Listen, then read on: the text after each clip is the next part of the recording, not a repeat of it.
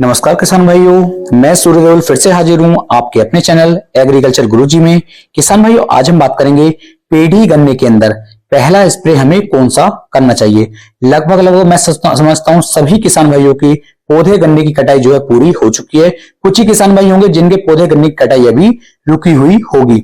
तो किसान भाइयों, पेड़ी गन्ने के अंदर पहला स्प्रे हमें क्या करना है, कौन सा कीटनाशक डालना है, कौन सा फंगीसाइड डालना है और कौन सा ऐसा स्प्रे करना है जिससे कि हमारे गन्ने की फसल के अंदर ना ही तो रोगों का असर आए, ना ही कीटों का असर आए, ना ही कोई फंगस लग पाए और हमारा गन्ना पहले स्प्रे होने के तुरंत बाद ही अच्छी तरीके से टिल्डिंग करनी शुरू कर दे। यहां पर आज मैं आपको 3 ऐसे स्प्रे बताऊंगा। इन तीनों स्प्रे की जितनी डोज मैं आपको बताऊं उतनी ही डोज आपको अपने गन्ने की फसल के अंदर स्प्रे के रूप में लेनी होगी, जिससे कि आपके गन्ने के अंदर ना फंगस लगेगी, ना कीट लगेंगे और टिल्डिंग भी अच्छी से देखने को मिल जाएगी। तो चलिए शुरू करते हैं। सबसे पहले आपको ध्यान देना है कि गन्ने की फसल के अंदर इस समय पर सबसे बड़ा जो संकट है वो है फंगस। तो फंगस से बचने के लिए आपको एक अच्छे फंगीसाइड का यहां पर उपयोग करना होगा। इस समय पर आपको देखने को मिलेगा जो हमारे गन्ने के टूटे हैं वे भी किसान भाइयों काले काले पड़ जाते हैं। तो आपको उस जो काला काला ये पड़ रहा है आपका गन्ना, ये फंगसी किसान भाइयों होती है। तो आपको इससे भी अपने गन्ने की फसल को बचाना है। तो फंगस के लिए यहां पर जो मैंने आपके लिए लिया है वो लिया है किसान भाइयों थायोफिनेट मिथाइल 70% WP। ये एक ऐसा फंगीसाइड है जो गन्ने की फसल के लिए सबसे बेहतर, सबसे सस्ता और एक टिकाऊ फंगीसाइड आप इसे कह सकते हैं। लंबे समय तक हमारे गन्ने की फसल के अंदर किसी भी तरह की फंगस को ये रोक लेता है।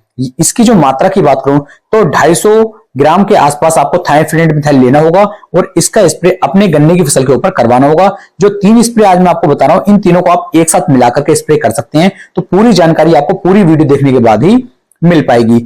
अगर आप थायोफिनेट मिथाइल नहीं लेते हैं तो किसान भाई इसके जगह आप साफ फंगीसाइड भी ले सकते हैं, जिसके अंदर आपको कार्बेंडाजिम और मैनकोजेब भी देखने को मिल जाएगा। उसकी मात्रा की बात करूं तो उसकी मात्रा भी आपको 250 ग्राम के आसपास ही लेनी है। दोनों में से कोई एक फंगीसाइड लें, जिससे कि आपके गन्ने की फसल के अंदर शुरुआत से ही कोई भी फंगस फिर ना चल पाए। अब बात करते हैं दूसरे स्प्रे की कि दूसरा स्प्रे हमें इसके अंदर कौन सा मिक्स करना है। अब बात करते हैं कीटनाशक, क्योंकि किसानों में फंगीसाइड के साथ साथ एक कीटनाशक भी जरूरी है, क्योंकि समय से कीटनाशक का हम उपयोग करेंगे तो कोई भी कीट गन्ने की फसल के अंदर नहीं लगेगा। यहां पर मैं आपको 2 कीटनाशकों के बारे में बताऊंगा। पहला है किसान भाइयों फिप्रोनिल। फिप्रोनिल 5% SC फॉर्मुलेशन के साथ आपको देखने को मिल जाता है। इसे आप लेंगे 5% वाला जो फिप्रोनिल है इसकी मात्रा आप 400 से लेकर के 450 ml प्रति एकड़ के हिसाब से इसे आपको लेना है। ये एक अच्छा कीटनाशक है जो शुरुआत में, क्योंकि अभी टेम्परेचर बहुत ज्यादा हाई नहीं है, हमारी गन्ने की फसल को ये कीटों से बचा करके चलेगा और लगभग 1 महीना तो ये हमारी गन्ने की फसल को कीटों से बचा ही देगा और अच्छी तरीके से हमारे गन्ने को बढ़वार करने में उसकी काफी ज्यादा मदद कर देगा। तो पहला आपका फंगीसाइड हो जाता है, दूसरा हो जाता है आपका कीटनाशक। अब तीसरा हम इसके अंदर कौन सा स्प्रे मिलाने वाले हैं जिससे कि गन्ने की फसल के अंदर अच्छी तरीके से टिल्डिंग चल सके। तो इसके लिए आप उपयोग में लाएंगे ईथरल। ईथरल जो होता है ये बहुत ही अच्छा वाला टेक्निकल है। यदि हम इसका उपयोग कर लेते हैं तो हमारा जो गन्ना होता है ये शुरुआत से ही किसान भाइयों बहुत ही अच्छी तरीके से टिल्डिंग करके चलता है। जितनी ज्यादा टिल्डिंग निकलेगी उतनी ज्यादा पैदावार आपको आने वाले समय में अपने गन्ने की फसल के अंदर किसान भाइयों देखने को मिल जाएगी। अब ईथरल की यहां पर कितनी मात्रा लेनी है, सबसे बड़ा सवाल यह है। तो ईथरल की मात्रा आप 100 से लेके 120 ml 125 ml प्रति एकड़ के हिसाब से आपको लेनी है। इससे ज्यादा मात्रा ना लें, ये बिल्कुल एक सफिशिएंट मात्रा हो जाती है।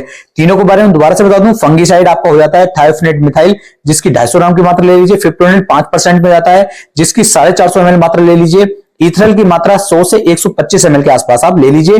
तीनों को अच्छी तरीके से मिलाने के बाद लगभग 180 लीटर पानी के अंदर आप इसे मिला लीजिए और उसके बाद अपने गन्ने की फसल के ऊपर इसका स्प्रे कर दीजिए। ध्यान दें, जो आपके गन्ने की कटाई है वो बिल्कुल मिट्टी की सतह से होनी चाहिए। यदि उससे ऊपर है तो उसकी कटाई आप दोबारा से करवाइए, जिससे कि जो ठूटे हैं वो काले ना पड़े और टिल्डिंग शुरुआत से ही अच्छी तरीके से करके आपका गन्ना चल सके। इस तरीके से तीनों का स्प्रे आप करेंगे। स्प्रे करने के 2 दिन के बाद आपको अपने गन्ने की सिंचाई अवश्य करनी है। यदि सिंचाई नहीं करेंगे तो ज्यादा बेनिफिट देखने को नहीं मिलेंगे। तो ध्यान रखना है कि सिंचाई आपको जरूर 100% करनी है, जिससे कि खेत के अंदर अच्छी तरीके से टिल्डिंग चल सके, खेत के अंदर फंगस ना लगे और कीटों का कोई भी अटैक देखने को ना मिले। पूरी जानकारी मैंने आपको बहुत ही अच्छी तरीके से दी है। वीडियो पसंद आई हो वीडियो को लाइक करें और हो सके तो ज्यादा से ज्यादा अपने दोस्तों तक, अपने रिश्तेदारों तक इस वीडियो को शेयर करें। फिर मिलेंगे एक नई वीडियो में, तब तक के लिए मेरे सभी प्यारे किसान भाइयों को जय हिंद, जय भारत, जय किसान, वंदे मातरम।